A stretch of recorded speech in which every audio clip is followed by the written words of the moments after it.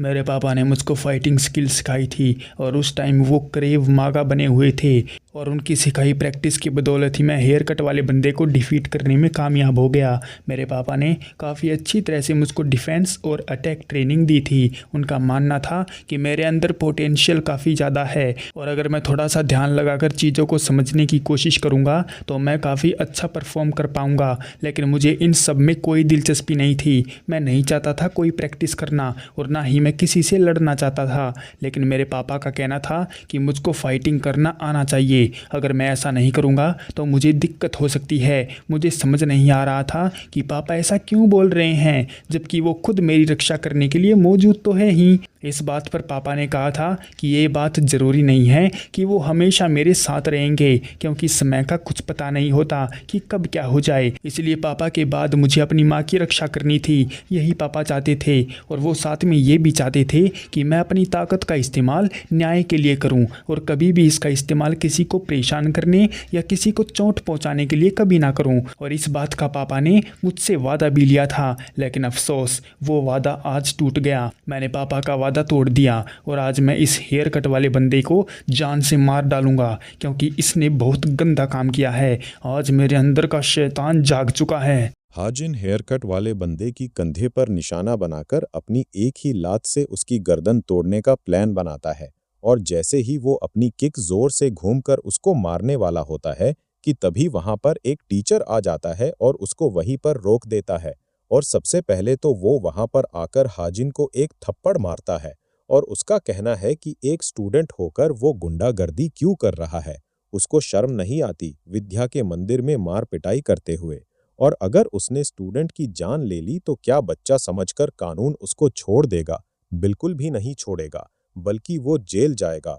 और एक स्टूडेंट होने की नाते उसे दूसरे स्टूडेंट की इज्जत करनी चाहिए और कोई भी गलत काम नहीं करना चाहिए। इस टीचर की बात सुनकर मुझे बहुत ज़्यादा गुस्सा आ गया, क्योंकि इस हेयर कट वाले बंदे ने कौन सा अच्छा काम किया था। इसने एक मासूम सी लड़की के साथ कितना गलत किया, जबकि सज़ा भी उस मासूम को ही मिली। और ये कमीना स्कूल में आराम से घूम रहा है, दूसरे बच्चों को परेशान कर रहा है और यही बात मुझको बहुत गुस्सा दिला रही है। अब मेरे ऊपर कंट्रोल नहीं है। मैंने जल्दी से लाइटर उठाया और टीचर के हाथों से स्टूडेंट की अटेंडेंस वाली रजिस्टर उनसे छीन ली और उसको जला डाला। उसी के साथ मेरा फ्यूचर भी जल गया।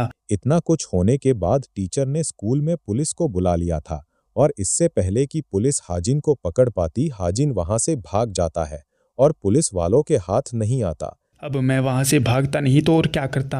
अब मुझे इन सब से कोई लेना देना नहीं है, ना ही किसी की अच्छाई से और ना ही इस स्कूल से और ना ही इस दुनिया से। मेरे दिमाग में बस उस आदमी की कही बातें चल रही हैं। उसने बोला था कि अगर मैं वापस जाना चाहूँ तो जा सकता हूँ। मेरे पास बस यही एक रास्ता है जहाँ पर मुझे एक्सेप्ट किया जाएगा। मेरे पापा ज़िंदगी भर न्याय के लिए लड़ते रहे और उन्होंने कभी भी कोई गलत काम नहीं किया और वो चाहते थे कि मैं भी उन्हीं के जैसा बनूं। लेकिन जो कुछ भी जिंदगी में मेरे साथ हुआ और जो अब तक मैंने देखा है, उसको समझकर मैं अपने पापा के रास्ते पर बिल्कुल भी नहीं चलूंगा। क्या मिला जस्टिस का साथ देने पर? मेरे मम्मी पापा की हत्या कर दी गई और कोई कुछ नहीं कर पाया। मैं अकेला रह गया। इसलिए अब मैं अपना खुद का रास्ता बनाऊंगा और जो सही है वही करूंगा। इसके बाद मैं उस आदमी के घर पर चला गया जहाँ पर एक ब्यूटीफुल सी लेडी बैठी हुई थी। शायद वो मेरा ही इंतजार कर रही थी। मेरे वहाँ पर जाते ही वो अपने बाल बनाती है और मुझसे बात करना शुरू करती है। ओह, तो तुम आ गए। मेरे मालिक का विश्वास सच में पक्का है। उन्होंने बोला था कि तुम यहाँ पर जरूर आओगे और देखो तुम यहाँ पर आ गए। लेकिन उससे पहले तुम्हारे लिए एक टास्क है। तुमको अपने आप को प्रूव करना होगा। बाय द वे, मेरा नाम फिलहाल के लिए तुम मुझे एजेंट ए बोल सकते हो। तभी वहां पर उस आदमी की खूबसूरती जवान भतीजी आ जाती है जो कि काफी गुस्से में लग रही थी और इसका नाम यूना है। ये भतीजी उस आदमी के पास ही रहती है और उसी ने इसको पाल पोस कर बड़ा किया है। वो लड़की इतने गुस्से में इसलिए थी क्योंकि उसको पैसों की जरूरत थी और पैसे उसके पास खत्म हो गए थे, जबकि उसके चाचा भी यानी कि वो आदमी उसके कॉल और मैसेज इसका जवाब नहीं दे रहा था।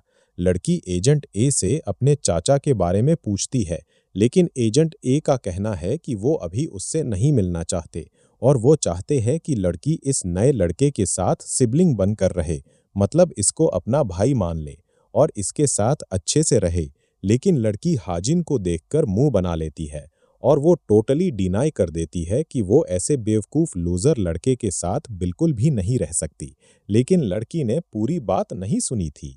एजेंट ए लड़की को पैसों से भरा लिफाफा देती है ताकि वो हाजिन को एक्सेप्ट कर ले। अरे वाह, ये लड़की तो एक नंबर की चालू चीज़ निकली। पैसे मिलते ही मुझको भाई बना लिया और इसके बिहेव में भी देखो कैसे नरमी पड़ गई। वाह, पैसा तो बड़ी तगड़ी चीज़ है, किसी को भी झुका देता है। मेरी बात आगे सुनो लड़के, मैं माफ़ी चाहती हूँ, इस लड़की ने आकर काफ़ी टाइम बर्बाद कर दिया।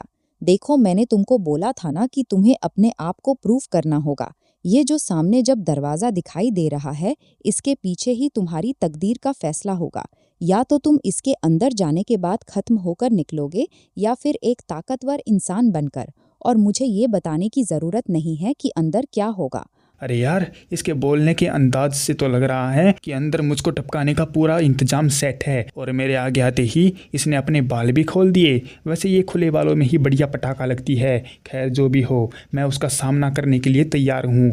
वैसे भी दुनिया तो मेरी ख़त्म हो ही चुकी है और अब बचा ही कौन है जिसके लिए मैं जिंदा रहूँ। और जैसे ही मैं उस दरवाजे के अंदर गया तो वहाँ पर मेरे जैसे और भी बहुत सारे लड़के मौजूद होते हैं। ये टेस्ट एक नरक जैसा है। जो इस नरक में पास हो गया वो हेवन में जाएगा और जो फेल हो गया वो यहीं पर मरेगा। यहाँ पर मुझे 2 साल तक रहना है। वहाँ पर वही आदमी उस पटाखा के साथ आता है और हम सभी लड़कों को बताता है कि यहाँ पर रहना आसान नहीं है। यहाँ पर हमारे जैसे कई लड़के आए और ख़त्म होकर चले गए। उस आदमी की बातें डराने वाली थी क्योंकि वो जगह सच में नरक जैसी थी। वहाँ पर इंसानों को जानवर की तरह पिंजरे में कैद करके रखा जाता था और ट्रेनिंग के नाम पर बड़े बड़े लोहे के गोले पीछे बांधकर हमको तेजी से भगाया जाता था। इतना कम नहीं था कि खूंखार भेड़िए कुत्तों को हमारे पीछे लगा दिया जाता था और जो कोई भी पकड़ा जाता वो उसी वक्त ख़त्म हो जाता था। और खाना खाने की तो पूछो ही मत, हर एक निवाला मेरे गले से उतरता भी नहीं था। ऐसा लगता था मैं गटर में बैठकर खा रहा हूँ और खाना उसका स्वाद ऐसा था जैसे किसी भीड़ ने खाने को अपने पैरों से कुचल दिया हो और फिर उसके ऊपर पानी डाल दिया हो। ऐसा स्वाद था उसका। लेकिन एक लड़का जो हमेशा मेरे आसपास रहता था, उसने अपना नाम हान रिवर बताया था क्योंकि उसको बचपन में ही एक नदी में फेंक दिया था, इसी पर उसका नाम पड़ गया था। लेकिन वो इन सब की कंप्लेंट नहीं किया करता था मेरी तरह। वो तो खुशी खुशी इन सबको खा लिया करता था और मुझे वो लड़का बिल्कुल भी नॉर्मल नहीं लग रहा था क्योंकि कोई इतना गंदा खाना कैसे खा सकता है। शायद वो जिंदगी की कड़वी सच्चाई जानता होगा। इस आदमी ने हमको बताया कि यहाँ से निकलने के सिर्फ 2 ही रास्ते हैं, या तो ट्रेनिंग देकर पास हो जाओ या फिर डिब्बे में बंद होकर चले जाओ। डिब्बे वाली बात समझ नहीं आ रही है, रुको बताता हूँ।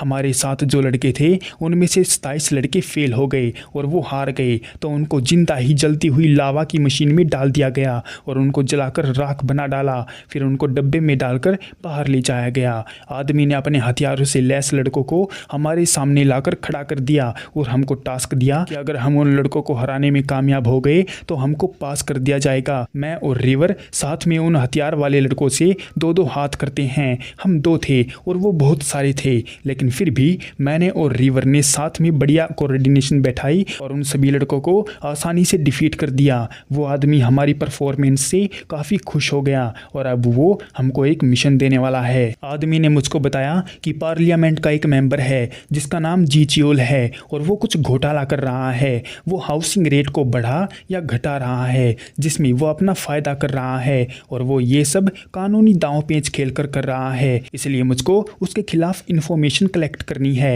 हालांकि वो एक पार्लियामेंट का मेंबर है तो ये सब करना आसान नहीं होगा। तो आदमी के अनुसार इस काम में मेरी मदद जीचियोल की सेक्रेटरी करने वाली है। इसका मतलब ये नहीं कि वो आदमी के साथ मिली हुई है, मतलब मुझे ही उसके पास जाकर उसको फंसाना होगा और फिर वो इन्फॉर्मेशन निकलवानी होगी। मिशन लेने के बाद मैं घर वापस आ गया और मैं सोच ही रहा था कि आखिर उस सेक्रेटरी से वो इन्फॉर्मेशन लेकर आऊँगा कैसे। मैं एक किताब पढ़ रहा था जिसमें लड़कियां कैसे फंसाती हैं ये लिखा हुआ था और तभी यूना मुझको देख लेती है और वो मुझ पर हंसने लगती है क्योंकि उसे लगता है कि ऐसे तरीके अपनाने से लड़की नहीं पटेगी। तो वो मुझको टीच करने लगती है कि आखिरकार लड़की पटाते कैसे हैं, लेकिन उसके आइडिया मुझे कुछ ज़्यादा खास नहीं लगते।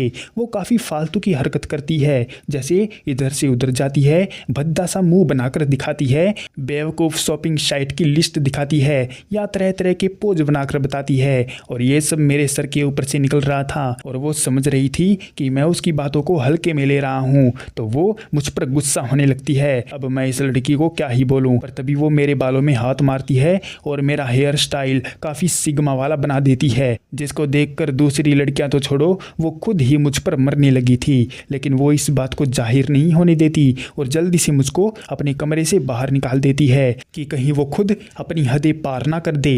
वैसे इस लड़की का बनाया हेयर स्टाइल काफ़ी अच्छा है और लगता है मैं उस सेक्रेटरी को जाल में फंसा सकता हूँ। अगले दिन हाजिन एक दारू के क्लब में जाता है जहां पर वो सेक्रेटरी अकेली बैठकर दारू पी रही होती है और अब तक वो काफी सारी दारू पी चुकी होती है और बहुत ज्यादा नशे में हो चुकी थी।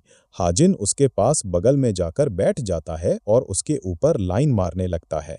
सेक्रेटरी को हाजिन बहुत ज्यादा हैंडसम लगता है, उसने इतना हैंडसम लड़का आज तक नहीं देखा था और हाजिन की हरकतें सीधा उसके दिल में जाकर लग रही थी और वो अपने आप से कंट्रोल होती जा रही थी।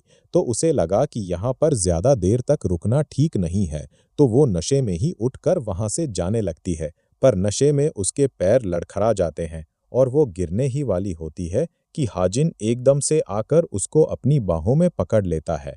खुद को उसकी बाहों में देखकर सेक्रेटरी खो जाती है और हाजिन को कहती है कि वो बहुत ही ज्यादा नशे में है, इसलिए हाजिन उसकी मदद करें और उसको घर तक छोड़ दे। हाजिन उसको घर तक ले जाता है जहां पर सेक्रेटरी अपने ऊपर से कंट्रोल खो बैठती है और वो हाजिन को वहीं पर पकड़ लेती है। अब हाजिन का तो मकसद ही यही था, तो वो सेक्रेटरी के साथ रात रंगीन कर लेता है और जब सेक्रेटरी गहरी नींद में सो गई थी तो हाजिन रात को ही उठता है और उसके लैपटॉप या कंप्यूटर से डेटा कॉपी कर लेता है जिसमें उस पार्लियामेंट के मेंबर की इंफॉर्मेशन थी। हाजिन फैसला कर लेता है कि आज के बाद वो इस लड़की से कभी नहीं मिलेगा। इन्फॉर्मेशन लेकर जैसे ही मैं घर आता हूँ तो यूना मुझे कुछ अनकंफर्टेबल लगती है। वो थोड़ी सी घबराई हुई थी। मैंने उससे पूछने की कोशिश की कि आखिर बात क्या है, लेकिन उसने मुझे कुछ नहीं बताया और बोली कि वो अपनी दोस्त के पास मिलने जा रही है। मुझे लगा बाहर इतनी ज़्यादा बारिश हो रही है तो इतनी बारिश में दोस्त से मिलने कौन जाता है, तो मैंने फिर से यूना से पूछने की कोशिश की कि आखिर वो जा कहाँ रही है, लेकिन वो काफ़ी ज़िद्दी है। उसने कुछ भी नहीं बताया और बहाना देकर जल्दी से लंबे कदमों से वहाँ से निकल गई। मुझे दाल में कुछ ना कुछ काला जरूर लगा तो मैंने रिवर को वो पेन ड्राइव दे दी जिसमें इन्फॉर्मेशन थी। रिवर काफ़ी टाइम से अच्छा खाना खाने के लिए तड़प रहा था, तो आज उसने चिकन ऑर्डर किया था और वो मुझको भी बुला रहा था, लेकिन मैंने मना कर दिया क्योंकि मुझे फ़िलहाल यूना के पीछे जाना है। हाँ तो बताओ, तुम लोगों ने इतनी लेट नाइट मुझको कॉल करके यहाँ पर क्यों बुलाया? अरे तुम तो काफी बदल गई हो। क्या अपने से बड़ों को इस तरह से इज्जत देते हैं? लगता है पिछली बातें तुम भूल गई हो। अरे अब हम स्कूल में थोड़ी ना है, स्कूल तो कब का छूट चुका है, तो अब तुमको इज्जत देने का क्या मतलब है? देख लड़की, मैंने जितना तेरे बारे में सुना है तो तू इंटरनेट से पैसे कमाने का प्लान बना रही है, तो मैडम को कंटेंट क्रिएटर बना है। बहुत बढ़िया, लेकिन तुम्हारा कंटेंट तो कुछ ज्यादा ही मैच्योर है। मुझे एक बात बताओ, क्या इसको बच्चे भी देख सकते हैं? एक गलती मत करना, तुम इसे YouTube पर मत डालना, नहीं तो कॉपीराइट स्ट्राइक देखकर तेरी जान निकल जाएगी। वैसे बॉडी तो तूने काफी सुडौल हासिल की है, लेकिन तेरा मन, मुझे नहीं लगता वो किसी कॉपीराइट स्ट्राइक को झेल पाएगा। अरे ओ साले गधे, जरा अपना हाथ काबू में रख ले, मैं कोई ऐसी वैसी लड़की नहीं हूँ। हाँ मैडम जी, हमको पता है तुम कैसी लड़की हो। तुम एक गैंगस्टर की भतीजी हो। ये देखो, मेरे पास तुम्हारा फोटो भी है। अगर कहो तो इसको इंटरनेट पर लीक कर दूं। ऐसा करने पर तुम अपना मुंह भी कहीं नहीं दिखा पाओगी और तुम्हारा निकलना मुश्किल हो जाएगा। अरे क्या हो गया मैडम जी, तुम्हारे चेहरे पर तो हवाइयाँ उड़ने लगी। देखो, मैं ऐसा नहीं करूंगी और अगर तुम अपना राज रखना चाहती हो तो तुमको मेरी बात माननी पड़ेगी। तुमको मुझे ढेर सारी पैसे देने पड़ेंगे, तब जाकर मैं तुमको यहाँ से जाने दूंगी। उस लड़की के साथ 2-3 बदमाश भी आए हुए थे, तो वो मिलकर यूना के साथ बदतमीजी करने लगते हैं। उन्हें लगता है कि इतनी देर रात को वो जो कुछ भी लड़की के साथ करेंगे किसी को पता भी नहीं चलेगा, और जैसे ही वो लोग यूना के साथ छेड़छाड़ करने लगते हैं तभी उसके मुंह पर एक जोरदार मुक्का आकर पड़ता है। ये हाजिन था जो उसका पीछा करते हुए वहां पर आ गया था, और उसका जोरदार मुक्का पड़ते ही वो बदमाश धूल चाटने लगता है। अच्छा, तो ये थी तुम्हारी फ्रेंड मीटिंग। मैं तुमको एक बात बोलूं, ये जो तुम्हारी दोस्त है ये एक नंबर की कमीनी है।